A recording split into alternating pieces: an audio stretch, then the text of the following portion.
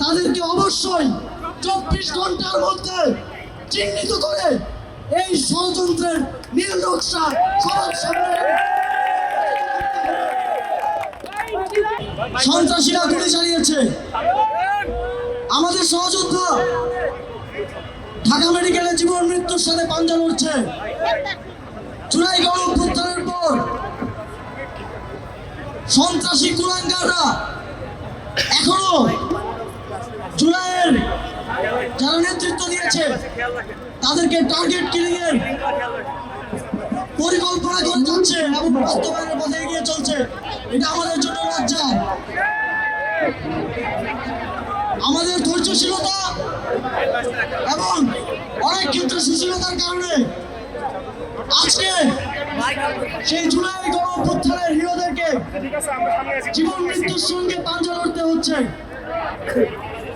যখন এই খবরটি আসে আমাকে অনেকেই বলেছেন, আইন শৃঙ্খলা বাহিনী থেকে শুরু করে শুভাকাঙ্ক্ষী থেকে শুরু করে অনেকেই বলেছেন আজকে যদি আমরা আমাদের কর্মসূচি করি তাহলে আমার উপরেও টার্গেট কিলিং এর চেষ্টা করা হতে পারে। আমি তাদেরকে বলেছি হাদি ভাইয়ের উপর হামলার পর আমাদের বিজয় র্যালি আর বিজয় র্যালি থাকবে না, এটা জ্বলন্ত বিক্ষোভে পরিণত হবে। জুলাইয়ের সকল শক্তি ঐক্যবদ্ধ হয়ে হাদি ভাইয়ের উপর হামলার প্রতিবাদে জুলাইয়ের শত্রুদেরকে এক কড়া হুঁশিয়ারি বার্তা দেওয়ার জন্য আমরা আজকে একত্রিত হয়েছি। প্রত্যেকে একজন হাদি এবং যার উপরে হামলা করা হবে তাকে সামনে রেখে আমাদের যে লড়াইয়ে আবু সাঈদ মুক্ত ওয়াসিম সহ সহস্র জুলাই যোদ্ধা জীবন দিয়েছে, সেই লড়াই আরো তীব্র থেকে তীব্রতর হবে।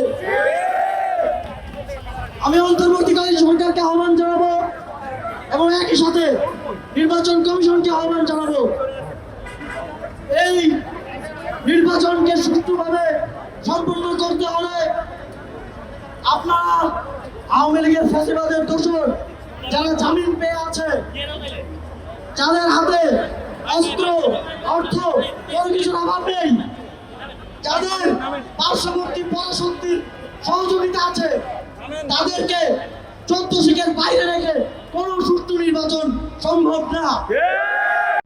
আওয়ামী লীগ এই সাহস যে করলো, এই দোসররা যে এই সাহস করলো, এই যে ষড়যন্ত্র করে বিভিন্ন অডিও রেকর্ড আমরা শুনতে পাচ্ছি, তারা জুলাইয়ের হিরোদের টার্গেট কিলিং করার যে পরিকল্পনা করার সাহস করলো, এই সাহস করতে পারছে এইসব সুশীল আওয়ামী ফ্যাসিস্ট সিম্প্যাথাইজারদের কারণে।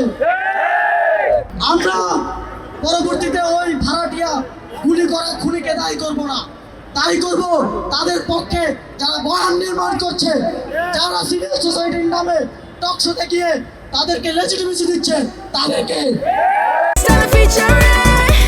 Next level, well done, side by side, free.